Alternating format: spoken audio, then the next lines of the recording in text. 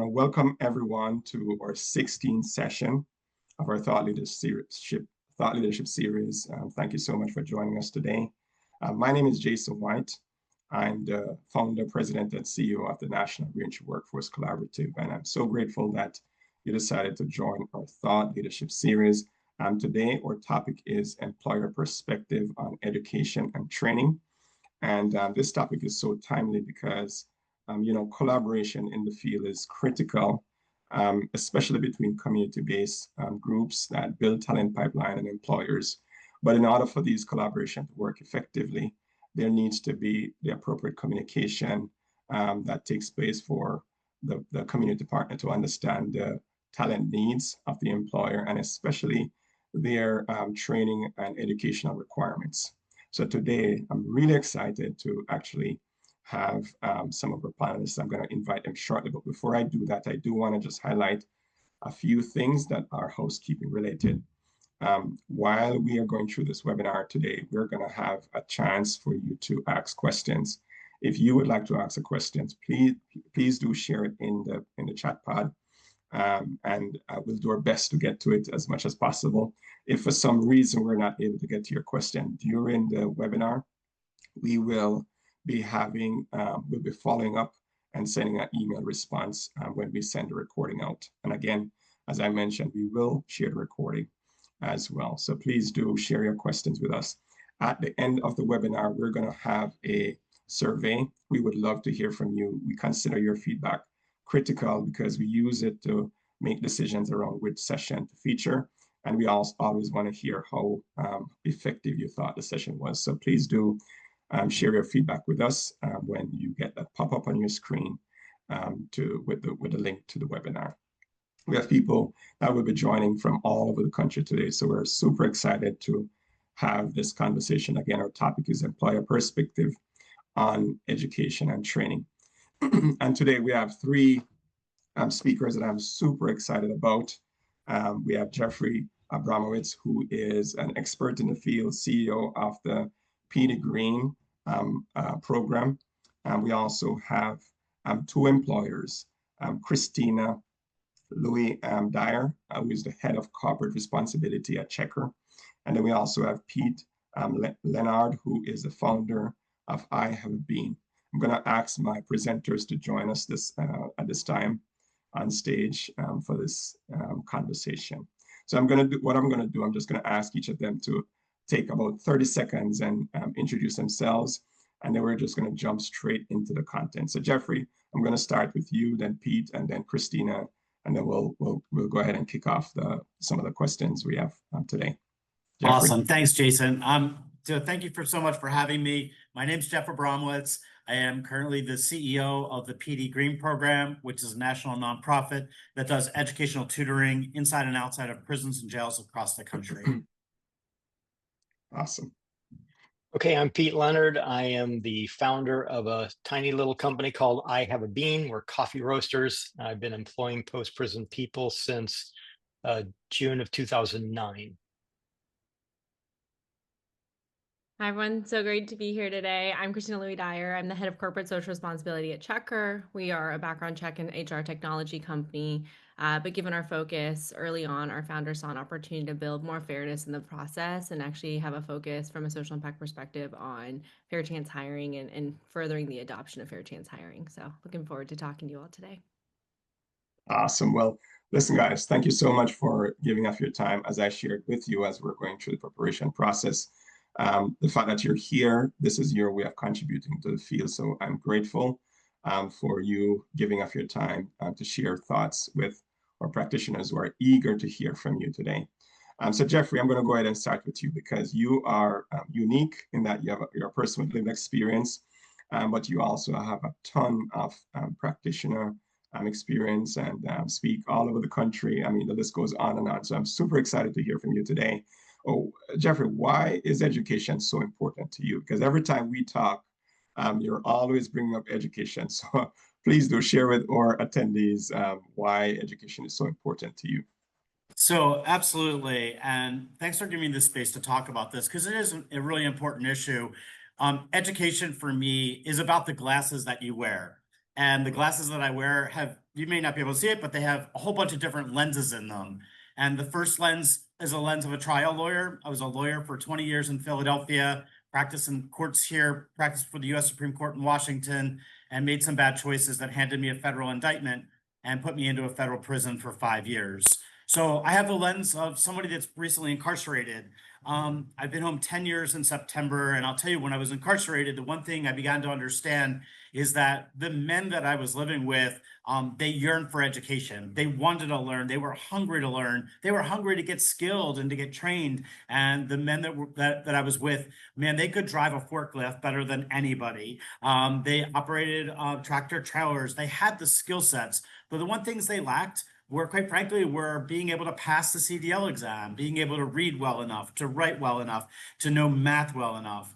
And coming back to Philadelphia 10 years ago, I became a director of an adult literacy agency in North Philadelphia, and was working with men and women that were coming home. And honestly, they couldn't succeed in the market, in the labor market, simply because they didn't have the digital literacy skills. They didn't know how to fill out a job application. They didn't have the tools that they needed to really succeed. And then I began to navigate my world in the workforce development field, becoming an executive director in Philadelphia, and then finally landing here at the Petey Greene Program. But the world in the center of my world is in the heart of adult education, criminal justice, and workforce development. And in the center of that is the reality that we can't be thinking about putting people into jobs. We're talking about fair chance hiring, and you're saying, I thought this was about getting people back to work. No, we need to be thinking about putting people into careers.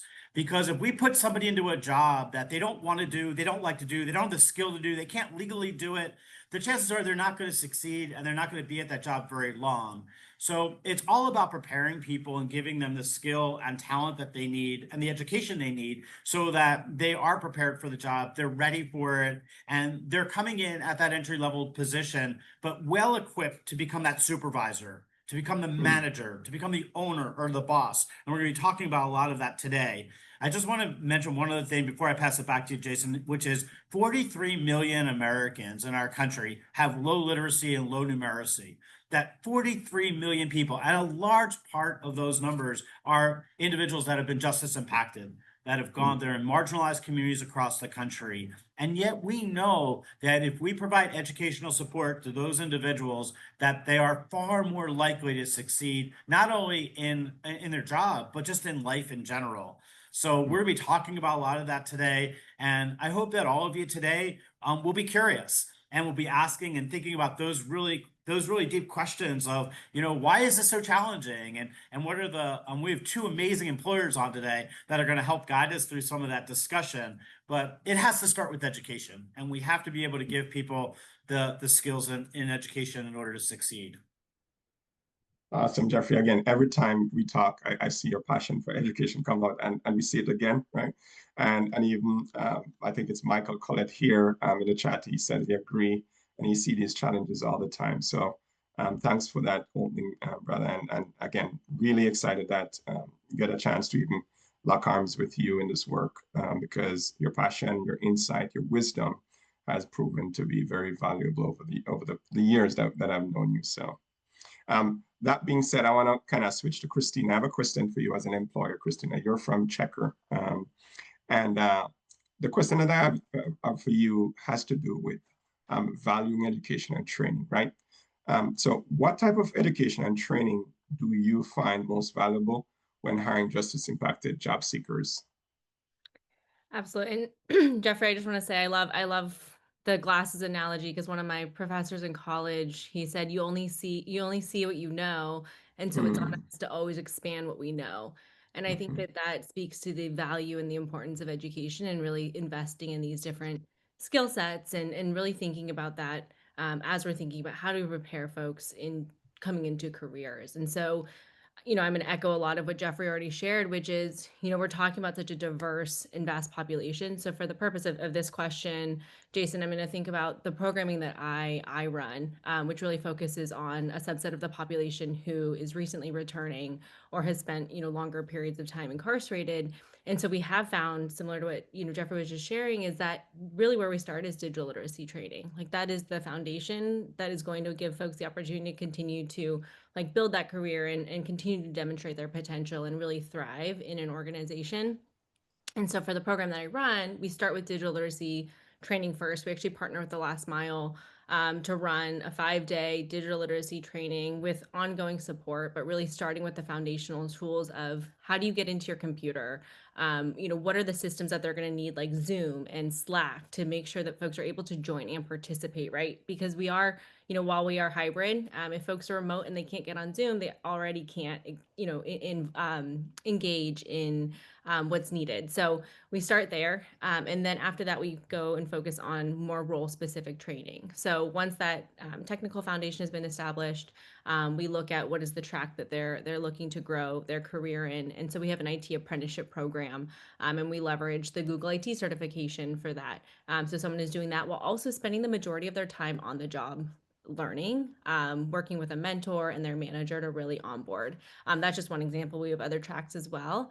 And then in addition to that, we also have other support. So we work with a third-party coaching service because we know that there are going to be questions that someone may not want to bring up internally to their mentor or their manager. And so this is where having someone who can be that external coach and career coach and guidance that they can tap into is really important. And that to me is kind of that more like, how do we continue to build the skill sets for folks? So when I think about training and education, it's really about how are we equipping folks with those tools and those skills that are going to give them the opportunity to continue to build upon what we already know that they're capable of and can then thrive and build their career. Awesome. You know what, I appreciate what you just shared. Christina, it's so easy to think education classroom, right? But what I hear you saying is you have a very comprehensive view of what education is, whether it's mentorship, actually literacy specifically. And so I'm encouraged to hear that the way that at least you're thinking about this, it's more global in terms of, as you said, giving the persons the skills and the tool for them to be able to see broader. As you said, you want to see what you know, which was a quote from your professor. So I appreciate you sharing that. Thank you. All right, Pete, would love to hear something from you. So beyond technical skills, right? Yeah. What qualities or competencies make a candidate stand out to you? Yeah, that's a great question. Thanks, Christina, as well for your input on the education piece. It's amazing how the glasses part, the lenses from Jeffrey can apply even in what I know or thought I knew before I started this business. And I will tell you, my perception of people who had been to prison before starting this business was they didn't know anything and they didn't want to know anything.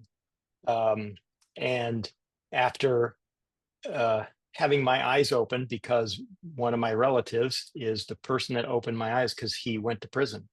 He was convicted of a crime, went to prison, and he's a super intelligent guy. He's got 147 IQ and lots of skills. And my perspective about people who had been to prison started to change with him. And then I've met a bunch more people. And in fact, he's the reason I started this business, to employ people that others wouldn't. And I've been doing this since 2007 is when I started the company. 2009, we started employing.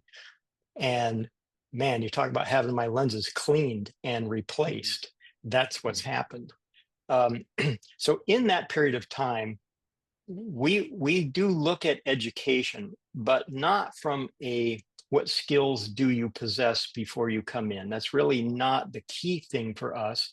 We would love to have skills before you come in, and there are lots of people with lots of skills. We're interviewing for, I'll say it this way, character traits in particular. I'm not looking for a specific skill set. We can teach skills if someone is coachable. For instance, if they want to learn, we can teach them. So there are actually 6 specific character traits that we look for, and we've developed a process over 15 years of interviewing hundreds of candidates for employment at I Have a Bean, and have boiled it down to these 6 things. So the first they're all really first. I'll say, I have them in an order, but they're all first. Dependability is the very first thing. And I've also come to realize before I reveal the rest of these that these turn out to be qualities that any employer wants in an employee, not just from somebody who's been to prison. This applies across the board. So dependability is the first thing. And what does that mean? To us, it just means really simply, do you do what you say you're going to do? Not can you do a thing, but if you say you can do it, can you do it? And it's as simple as I can be there at 9 for my first employment interview. Okay, do you do that? Right? You're the one that committed to that. So can you do that? There's a whole process. I won't go through the whole thing, but I will list the 6 items for you. So honesty is another number one thing. Can you tell the truth about your own story, not leaving anything out, not glorying in anything that you've done, but and then your story as you're interviewing. I say interview, it's not an interview, it's a process that we have that takes 1 to 2 weeks for every candidate. And in that time, we are looking for consistency in what they say, how they say it, what their experiences are, because it's not just me doing the interview. In fact, I'm the last person in the interview chain. So as they go through our entire company talking to people, we're looking for consistency of story, background, that kind of thing. Agency is another number one thing. And that's, are you taking responsibility for your present and your future? Are you reacting or acting? Are you taking control of where you're going? That's agency. So a real simple way we look for that. Are you the one asking for the employment application? There's a whole list of things below this, but that's the first thing. Is it mom that's asking for the employment application for her son or daughter? I'm sorry, we don't do that. In fact, a number of times I've had moms say, Johnny is getting out of prison in 3 months. Can I get an employment application so I can give it to him and he can fill it out and then I'll bring it back to you? No, you can't do that. Well, I want him to work for you. I understand. But if Johnny doesn't want to work or work here, then that's not going to do him any good. Johnny has to be the one to come in, ask for the application. And if he asks for it, then I'll give it to him. I had this happen one time. Please, I want to make this as smooth as possible. I said, okay, I tell you what, I'll give you the employment application for you to give to Johnny. And it guarantees one thing. He will never work here. What? Nope. If he doesn't want to come in and get an application, he doesn't want to work, this will do no good. So it's things like that we've learned throughout this time. I mentioned teachable, right? If you're teachable, then we can teach you the skills to run the roasting machine, to do customer service, to answer email inquiries, whatever that is, sales, marketing, we can teach those things. So we're looking for people that accept feedback and direction and instruction without resistance or ego. So that's a thing we're looking for. Engagement. Are you engaged in the process? Did you check out I Have a Bean before you came in for an interview? Do you ask questions? In fact, in my part of the interview, part of my job is to intentionally leave things out to see if they pick up and say, wait a minute, you just said this. What's the rest of that? Why do you do it that way? These are people that are actually engaged and want to work. And then the 6th one is something I call self-actualization. And obviously I didn't invent the term, but how we apply it is, asking this question: how do you know that you're not going back to prison? And what I'm looking for is more than surface level change. This is about an identity shift, a candidate who is no longer simply trying to survive, but who has chosen a new way of living based on internal values or external action, and we look for specific things that they can share. So those are the 6 elements. There are green flags and red flags in each of those, and anybody that wants to know a little bit more about that, just ask in the chat and I can supply you with a document. Wonderful. Thank you so much for sharing that, Pete. Dependability, honesty, agency, teachability, engagement, and self-actualization.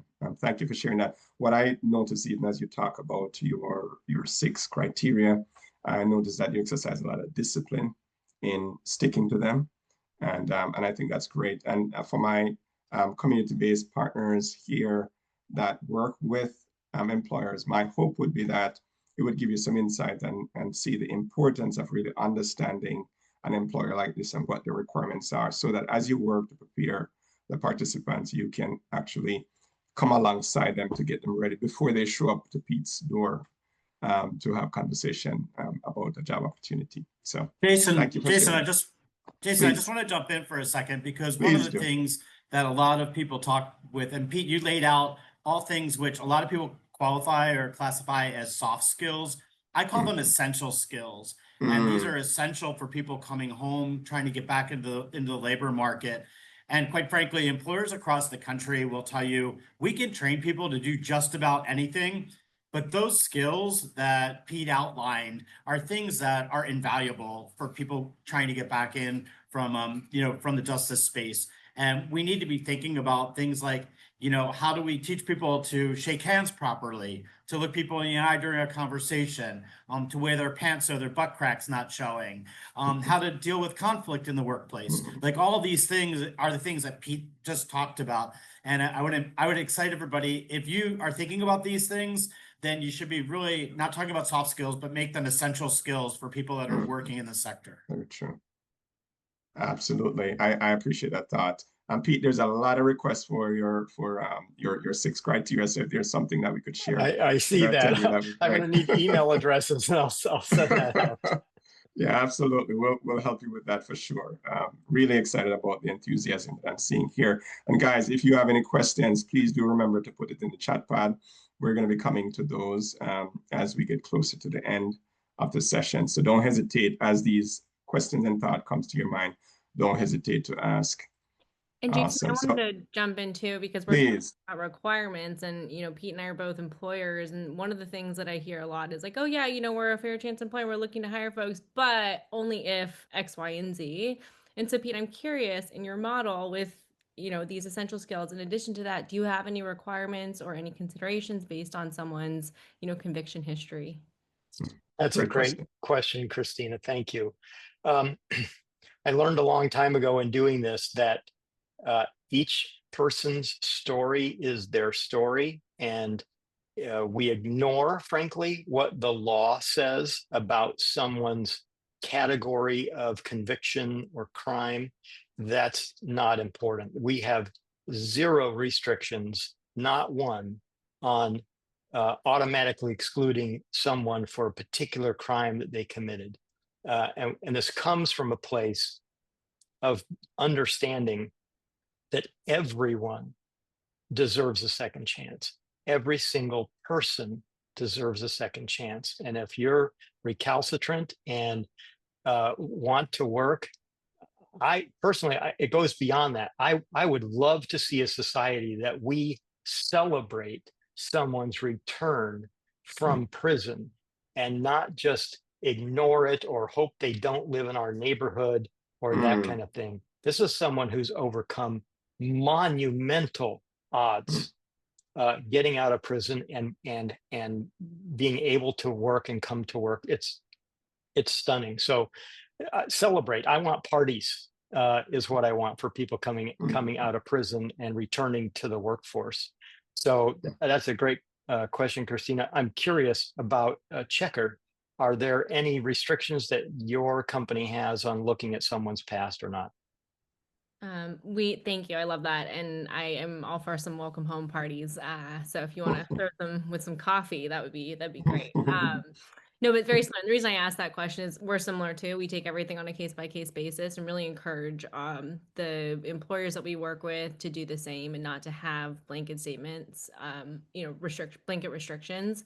And I think it's so important because I think so many times we have these conversations with other employers. They're like, yeah, we're doing it as long as there's, it's a low level drug offense or X, Y, or Z. And really, again, I love that you take the approach of just really hearing everyone's story and thinking about these essential Mhm. skills because um, it's so important that we are really thinking about that as employers, and we have a responsibility to do so. And from a compliance perspective, right, there are considerations we all need to be thinking about from like a nature perspective too. So thank you, Pete.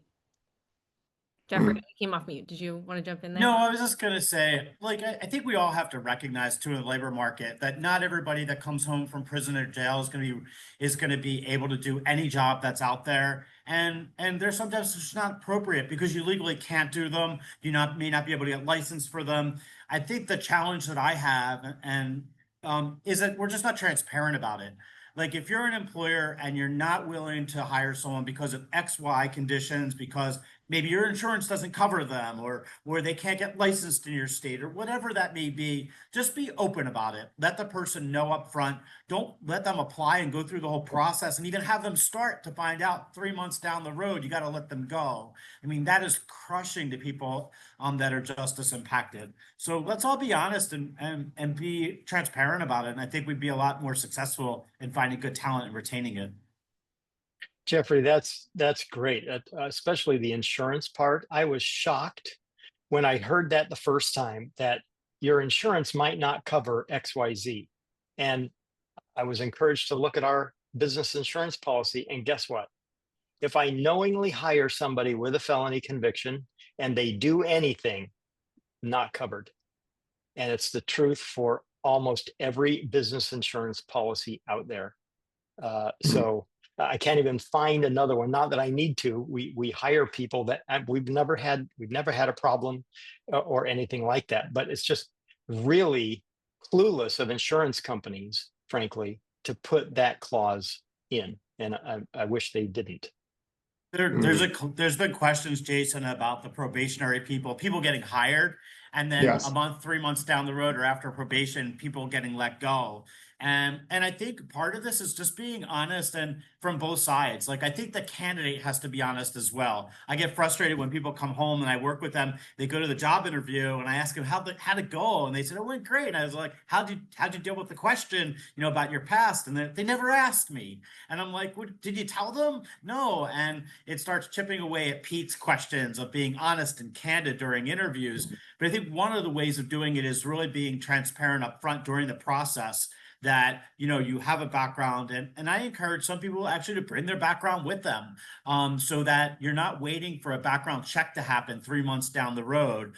It's happening during the interview process. They're aware of your background, and if there's something on their radar screen that's not going to allow you to be employed there, I would hope the employer would address it right there as opposed to waiting for the formal background check to come back.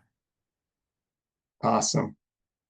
Wonderful. I really appreciate this lively and rich conversation. Thank you for jumping in there, Jeff. I have a question for Christina. And by the way, folks, as you're thinking about your question, please remember to put them in the chat pod. Don't forget to put them there. Yeah, don't hesitate to share your questions. Christina, let's talk a little bit about different models. So if you think about innovation and training models, maybe even something that Checkr is doing, what type of approach are you guys taking? And when you think of this model, what can candidates do to be successful in your program? Yeah, one of the programs that we run is an apprenticeship specifically for justice impacted talent. And so, apprenticeships we've seen have been successful in trades and internationally. It's a really popular model.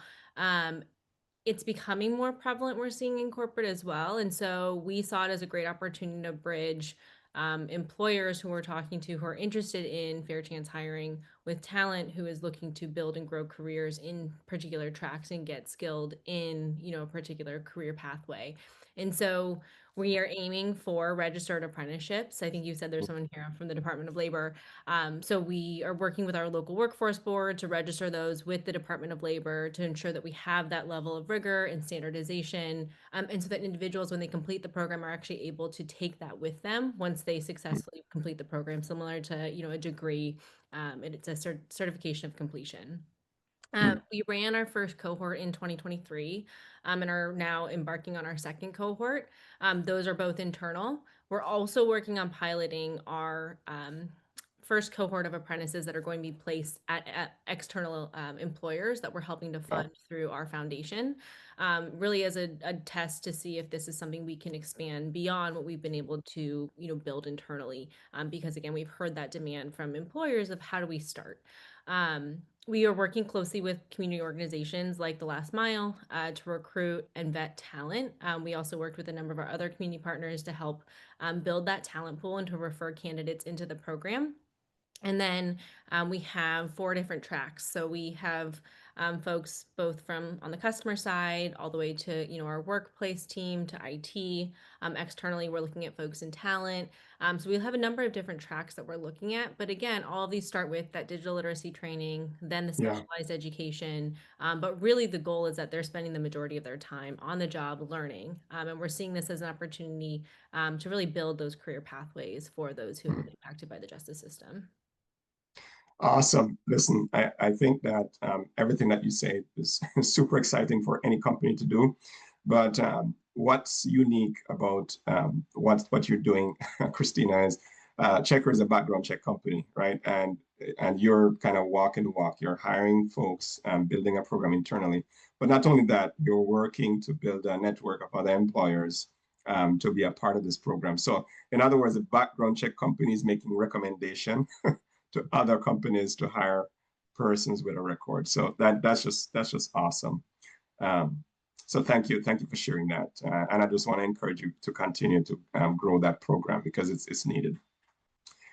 Jeff, I'm gonna come to you here, man, from the standpoint of the CBO, right?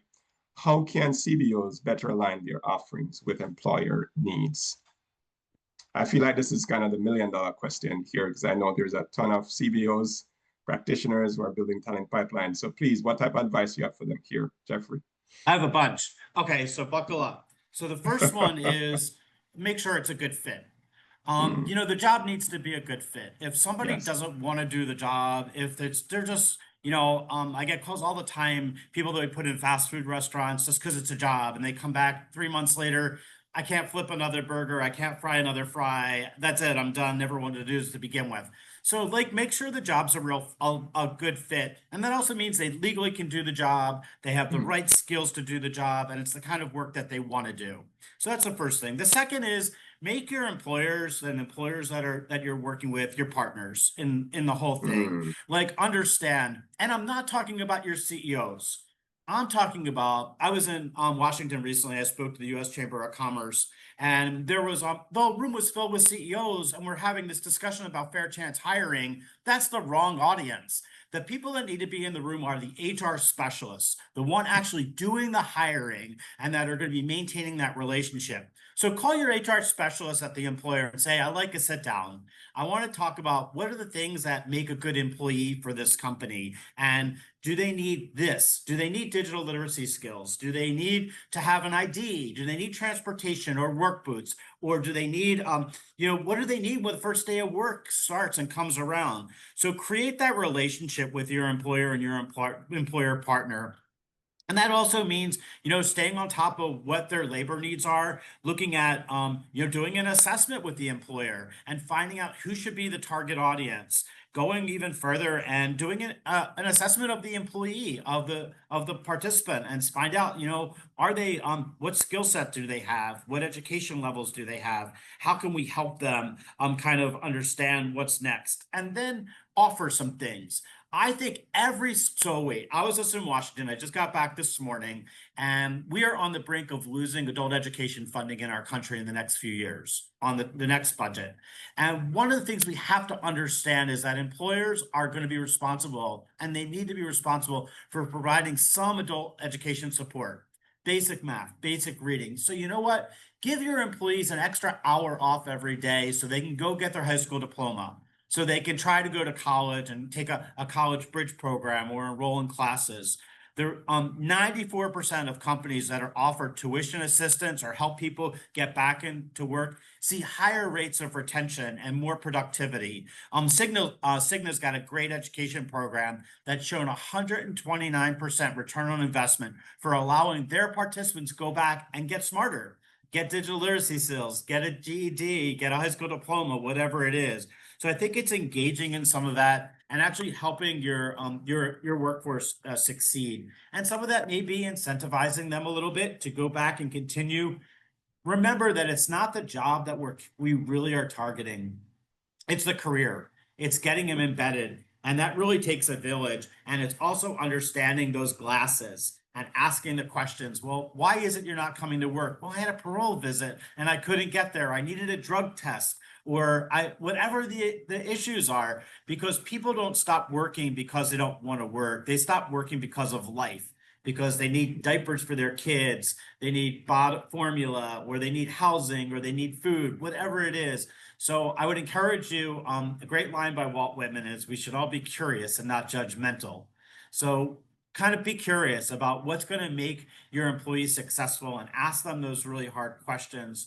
And sometimes you're going to get answers you may not really expect. For women, sometimes it's feminine products, that they don't go to work because they can't afford feminine products because of period poverty.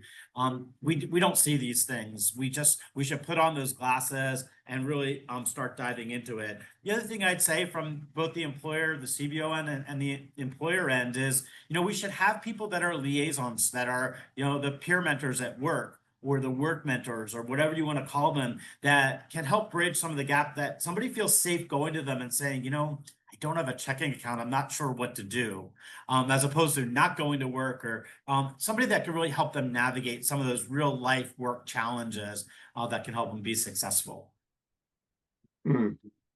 Awesome. Thank you so much. So ensuring that the person, that the job seeker is the right fit for the role, right?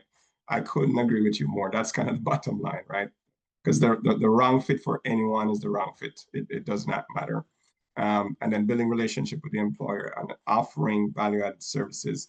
This is actually one of the things that we actually teach in our program, Jeffrey. I believe that the relationship between the community partner and the employer is one of the most underutilized relationships. There's so much value that they can exchange, but oftentimes enough time is not spent trying to figure out how do they add more value, especially from the community partner side. How do they add more value and unlock more opportunity to strengthen the relationship? So thank you so much for sharing that. We're going to spend probably about 3 or so more minutes before we get to our Q&A. So again, if you have questions, don't hesitate to ask. So Pete, I'm going to ask you this question. So once an individual is hired, what are effective models you've actually seen to support ongoing education or professional advancement? I think you guys have a unique way of how you think about the folks that are in your company and then moving on. So if you could just talk a little bit more about that, that would be great, Okay. Pete. And feel free, Christina, Yep. to jump in as well if you. Yeah. So for us, as I said, we can teach if you're coachable, and if you're hired, then we believe you're coachable. If you don't, since you don't have skills, I mean, how many people on this call know how to roast coffee? Probably I'm the only one, right? We know we're going to have to teach that skill. So we do it in a way that is what I call shoulder to shoulder training. It's on the job training. You are with someone who has also been to prison and who is now our master coffee roaster. And that person is teaching you what the person before them taught them. It is very much a co-trainer, a trainer and a trainee, somebody who's brand new to the job. And that person doing the training knows they were in that person's shoes not very long ago. And they very much take that person under their wing, show them all the ropes, because one of our mantras around here is, it is not what you know that gets you advancement, is what you teach. You need to teach what you know. And that way the company is stronger. So every single job, every person in this company knows how to do every role in this company. Now, obviously, that's not going to work for big employers, but for a little company like us, we teach everybody everything. And it's partly because I knew we probably would get a call. We wouldn't get the call, but my employee would get the call. This is your parole officer. You need to drop what you're doing and show up for a drug test or whatever it is. And they got to go right now. Well, we can't stop roasting coffee because Eben has to go for a drug test. So Duke knows how to roast coffee. Eben goes for his drug test. Duke steps in and roasts coffee. Dwight moves over and does customer service, right? So there's this rotation that happens. So it's for us, it is for all the on the job skills, it's side by side training. But we also partner with our local community college, College of DuPage. There's a group there called WorkNet DuPage, and they offer all kinds of job skills training in lots of things for free to people who are just as impacted and otherwise have barriers to employment. So it's not just that group. And so we work pretty tight with them as well. Awesome. Thank you so much. So train and teach, right, is the type of culture and environment that you develop. You know, one thing that you did share, and I'll just mention this briefly because after the time, but Pete, when we were preparing, I remember you talked about how oftentimes you do have some of your employees that get an opportunity to move on to another job opportunity, and how you treat that, and how you even encourage them to take opportunities that come their way, that where they can advance in their career. So, or even change industry with their transferable skills if that works for them. So, awesome. Yep, exactly. Wonderful. So we do have some questions. And again, this is the perfect time, folks. If you have questions, please bring it over to the chat pod. We have a number of questions. We're going to try our best to get through as many as we can. Again, if we can't, which more than likely we will not be able to get through all of these, but please do share it still. We'll try our best for our panelists to respond via email as well. So here I have a question actually for Christina. What is the broader plan for this work at Checkr? And then they share they admire Checkr. So if you could just share a little bit more about that, that would be great. Yeah, definitely. So we are the background check provider. We provide the data to employers, which is, again, ultimately they are determining their adjudication criteria and what they are filtering for. At the same time, what we're able to do and what we're pushing to do is, one, we have a couple of tools in our product that are aiming at creating a more fair assessment. So we have something called Assess, where folks can actually choose just to clear certain types of charges that come up so they don't even need to see them on a background check to help expedite that process. Two, we work with our customers a lot to share education and to talk to them, to encourage them to attend webinars, or we even offer one-on-one training to even just have a conversation about fair chance hiring, where to start, how to think about this. But ultimately, again, to your point, we do have a lot of employers that are still not employing fair chance practices in the way that we would want to see. And so, we're continuing to try to educate our customers. But it's it's a long-term game here. But in the meantime, what we're trying to do is build as much opportunity into our product and education as we can. Awesome. Christina, I just read an article recently that highlighted the number of errors that often happen in background checks. And I was just wondering, how do you deal with that? And, I encourage everyone, even people that are not justice impacted, to get a copy of their criminal background check, because oftentimes people that think they've never had anything on there all of a sudden find something in high school that pops up. But how do you deal with that from this perspective?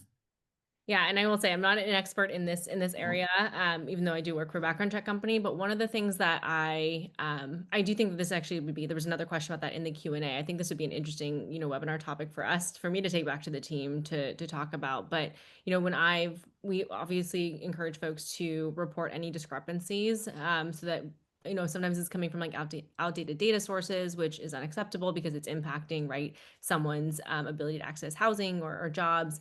I don't have a great answer for that, other than I know that it continues to happen. And I know at Checkr we aim for really high accuracy percentage. And so we're constantly evaluating our data sources, correcting any inaccuracies, and working to make sure we have the most updated data. But I know that that can happen just in the nuance of data transmissions and whatnot. So let me follow up with our team. I think, Jeffrey, that's a really good flag for us to potentially do a session on, and we'll share it out here so that folks are able to learn more about how to advocate for when they see things that may not align with what should be shared at the time. Awesome. Thank you, Christina. I have a question here from Kyle that I think everyone would benefit from hearing a response to. Kyle is from Second Chance Center, I think, in Colorado. He says, what are your thoughts on when to provide a disclosure? So when in that process should the candidate disclose their background? So there's two answers to that from my perspective. One is it's required to do so. Somebody brought this to my attention a few years ago, that if you file a job application online and ask the question, have you ever been convicted of a crime? And you answer that no, and you in fact have a background, when you hit enter on that application and it goes through the internet, you've actually committed wire fraud. So I would say be really careful when you think about, from that perspective. And I think the best way of addressing this is being able to tell your story, as Pete said. Being careful, like when you get to the interview, you don't want to do it on the way out the door as you run out the door and say, by the way, don't check my background. And you don't want to do it at the very beginning. You just want to do it at a phase, like halfway or 2-3/4 through, where, you lay it out there and say, look, I really want to work for this company and I'm passionate about this work, but I need to be honest with you. And, I made some bad choices in my life and here's my story. I think it's how you tell the story, which is really important. And as Pete said, I think a lot of it is owning it and owning, the journey that you've been on. And that's the first step. So I don't think there's a perfect answer to that because it's going to vary situation by situation. I think the biggest message out of all this is don't leave without telling your story. Yeah, I agree, Jeffrey. That's great. Another step beyond that. So owning your story, being able to tell your story, and then what you've learned from that process and how you're a different person and what convictions this has brought up for you, not convicted of crimes, but the things that you are determined to do and how it's informed how you live today. And, if we could ask the employer, so what's the worst thing you've ever done? And are you willing to disclose that to me? What was the worst day of your life? Now, nobody's going to sit there and do that. They'll get you booted out right away. But if you could, it might make somebody step back and say, you know what, thinking about that, yeah, you're probably right. Let's keep talking. Yeah. So yeah, just getting beyond ownership and to transformation. How has this experience changed me? And here's the benefit that you, employer, get from that. So thank you so much. That's such a wise response there, Pete. So thank you for that insight.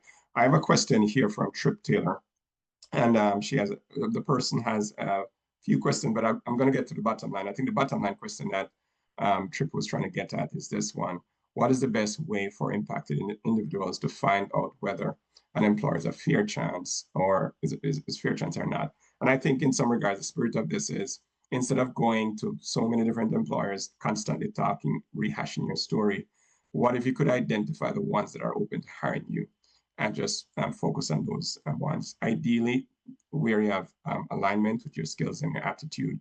But Christina, it looks like you want to jump in on this. Would you mind? Or I'm happy to any start. person. Yeah, I know that there are some sites like Honest Jobs, right? I know that LinkedIn and Indeed have some ways to flag that they're fair chance employers. I also look at there's some like the Second Chance Business Coalition. There's the RBIJ Workforce Alliance as well. So you'll see, and I would say like looking at the NRWC community, if you see employers there, if they're tuning in, like I think that's usually a good signal. I think this goes back though to Jeffrey's flag, which is, not everyone's as transparent too about like, even if they're a fair chance employer, like what it is that they can hire for. So I think it's going back to like, I think starting with these communities is great because you can at least see a flag for how they're thinking about hiring, but there is still nuance in that based on just regulations and whatnot. But yeah, I think that's a good place to start, is just to look at these different communities. But also, I think this is where it's really important to lean in to I see so many great community organizations here. Oftentimes they're working with the employers locally who are actively looking to hire, right? Those with records and whatnot. So I think that there's a couple of routes. I wish there was like a really easy, like, here's the easiest way to find, but I do think it takes some like digging and networking to figure out, which organizations are kind of leading with that. One thing you said, Christina, that I want to underscore, and then Jeffrey, I'd love for you to share. So it looks like you have a thought. You use the word community. It is so essential. First of all, everyone that I know that's succeed because of a community, right? They network, even whether they have a record or not, they're able to connect with folks who care about them, who has their best interests at heart. So the more you can get plugged into communities of support, I think, and leveraging those connections to be able to find folks who would be open to making those hires could absolutely be one of the strategies. So I just wanted to double click on that. Jeffrey, it looks like you were going to say something. Yeah, I think that two things. One is, I think we do need to be more accountable and hold the labor market more accountable for being fair. If you say you're fair chance hire and you're really fair chance friendly, then we need to hold you accountable to that too. And if you're going to allow it at job fairs, and one of the things I've been suggesting at job fairs, oftentimes employers go out there and say we're reentry friendly, and they're not, or they're fair chance friendly. And what I would say is, why don't they have a green flag on their something not obvious, but just says we're reentry friendly, we're open to the discussion, just so that people aren't wasting time filing applications at these job fairs and going to talk to employers that aren't even going to consider their application down the road. Like, let's whittle away at some of the frustration. I also want to mention there's a few states that are on, because you got a great audience across the country, that have banned the box. Well, for those that don't know, that's a law that says that you can't ask the question on a job application if you have a criminal background. In fact, you can't ask it until there's a conditional offer of employment. And I would just say I am not a big ban the box fan, because number one, it goes against Pete's rule of being honest, because it doesn't encourage people to tell their story. And second thing is, it actually creates a system where people make assumptions based on appearance. And I think that that's almost more damaging than people coming out and just sharing their story and being open about it. But ban the box is around, and it's been around for a little bit. A lot of states are using it. I'm not sure it's the very best tool that's out there. Awesome. Thank you. Thank you so much, Jeff. Thank you. I have a question here. And as you respond to this question, think about the community partner. So I think this has been asked from a community partner lens. I think it's Martha here. Martha is saying, what do you think is the best method for building relationship with employer to educate them about second chance hiring? Is that for me?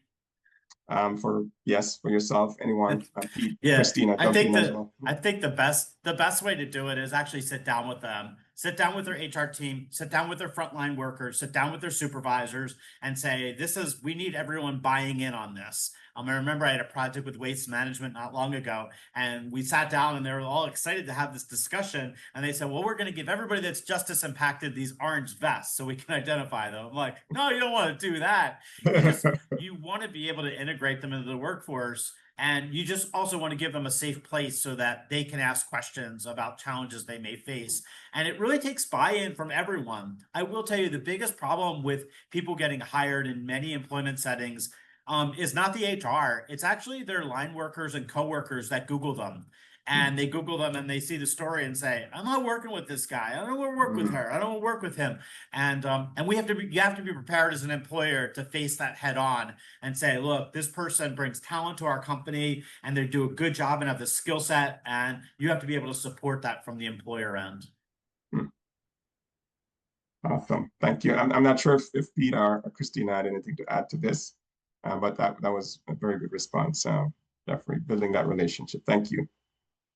Okay, Jeff, there's also another question here for you again. Can you speak to any in-prison educational program and what those partnerships look like? So when you talk about release education, what's going on, Jeff? Yeah, so up until a few weeks ago, I've been a subject matter expert for the U.S. Department of Education. but all those contracts were terminated. But I've been working on a project called the IET and Corrections Program, which is where a math teacher teaches math at the same time a carpentry teacher teaches carpentry. It's this contextualized learning model with some career preparedness on top of it. I think that one of the things you need to do, it's a wonderful model, and it should start inside. You should start bringing your employer inside the walls of the prisons and jails and saying, look, we're looking for talent that does this. I need a forklift operator that can load this. You should be sharing that inside your prisons and jails so that when people are coming out, they have a fighting chance for that career opportunity. And there's an expectation. They've been trained on it. They're ready to go, and they're ready to kind of navigate the world on the outside. I would say that first, making sure that education inside of prisons and jails, it becomes a priority. Math, reading, digital literacy, making sure people can, when they walk out the door, that they can download something, they know how to navigate and have a Gmail account. And these are all things we're moving towards nationally. Some states are doing it super well, like Maine, and some other states, and some states are a little bit behind, but we're getting there. Wonderful, wonderful. Thank you so much. I have two more things to mention, and we have just a few minutes to go. I have one question here from Eric that I'm going to ask. Afterwards, I want to save at least 1 or 2 minutes for you guys to share your advice with the attendees. So let me ask you this question from Eric. Eric is wondering if there can be a letter of support from the Parliament Board. I've heard the term certificate of rehabilitation that's sometimes used. I'm just curious to hear what you guys are seeing out there. How can maybe institutions where these individuals have spent so much time vouch for them to find viable employment? I would even throw it in there too to see, is there a space for CBOs to participate in this? I'm curious to hear letter of support, certificate of endorsement. Any thoughts on that? What have you seen? What would you recommend? So let me jump in on this real quick. So we are setting our business up as an example employer, and we do that. We're trying to act. I used to say our mission is employing men and women who have been to prison, and that's not really true. That's what we do, but I've learned that our mission is really changing the minds of the public about post-prison people. That's our actual mission, and we're doing that by producing coffee rated in the top 1%. So most of society is like, my mental thoughts used to be, with people who've been to prison, we're in the bottom 1% of human society. And so knowing that that was true of me, that's the thing we've got to change. And how do we do that? Well, can we produce product rated in the top 1%, and will that change the minds of the public? That's actually happening. I have employers who ask me all the time, Pete, when you find somebody that you would hire, but you can't because you're too small to hire, 1,500 people, would you send them my way? Because I love Duke or Eben or Amy or Tony or any of the people that they've come into contact with inside my business. So now we've started doing this. We get contacted from people who've gotten out of prison who want to work, and they want to come and go through our interview process, because I tell a lot of people, I can recommend you for a position to any one of these other employers, but you've got to go through our process first. And if you get through that process, then I've got people that I can refer you to. And so it's not a certificate, but known in our local community for having high quality people is what's opening those doors. Absolutely. Yeah. I mean, the voice of the employer is powerful, especially if they've been with you, for example, too, and then they're moving on to be able to testify of their rehabilitation and their readiness to add value to the employer is essential. Literally, we have 2 minutes to go, so I want to take out maybe 30 seconds or less each. And what's the one advice that you'd like to share? Christine, I'm going to throw it over to you first. What's the one advice you'd like to share with our attendees? Then Jeffrey, then Pete, and then I'll close us out. Yeah, from an employer perspective, again, I see so many great organizations here. I would say, we are not the subject matter experts. We're one piece of the puzzle. And so this work only happens when we're co-creating and collaborating. And so I would encourage everyone to like just really lean into that subject matter expertise and to continue to push companies and to share what you're seeing and what you know to be true so that we can build these more comprehensive pathways for folks that are thinking about success from many different perspectives. Awesome. Jeffrey. Yeah, mine's simple. It's be curious. Be curious. If you're an employer, be curious. What do we need to to make successful employees? If you're a CBO, what do we need to help our students succeed? So be curious, ask questions, and look, there's tons of resources out there, and reach out to people and ask those questions like, how can we do this better? What do we need to know to do it better? And be curious. Awesome. Thank you, Jeffrey. Pete, last second. Yep, last second. So for CBOs, treat employers like me like collaborators, not customers. Yes. We're in this together, and we're both here to give someone a shot at a better future. And it's way better when we're treated like part of the process and not somebody to be sold to. You know, don't oversell somebody. Awesome. Let's collaborate.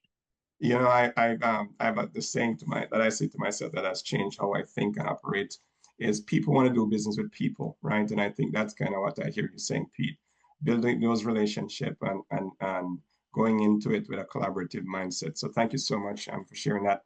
Thanks, guys, so much for giving up your time. Thanks for attendees for joining.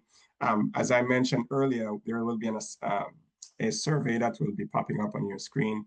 Please do share your thoughts regarding that. We really would like to hear from you. In addition to that, we are also want you to be aware that our conference is coming up in October. It will be in Pittsburgh, October 22nd to the 24th. So if you could join us, that would be awesome. I am inclined to think that maybe even the 3 panelists will be here to at our conference to meet you in person. We'll see. We're still having conversations. But yeah, it would be great for you to get to connect in person and get connected with a community of like-minded individuals. So again, thank you so much for coming and attending this webinar. Really appreciate your time. And so thankful for Jeffrey and for Pete and for Christina. Thank you so much. You added a ton of value to our community today, and we're grateful for that. I also want to recognize and thank Kimberly, who's working behind the scenes. She has done so much to pull this off. So I just want to thank you, Kimberly. And Michael as well for helping to pull this panel together. So thanks, guys. Take care. And again, we're going to be following up with responses to the questions that we weren't able to get to today. All right, take care, guys.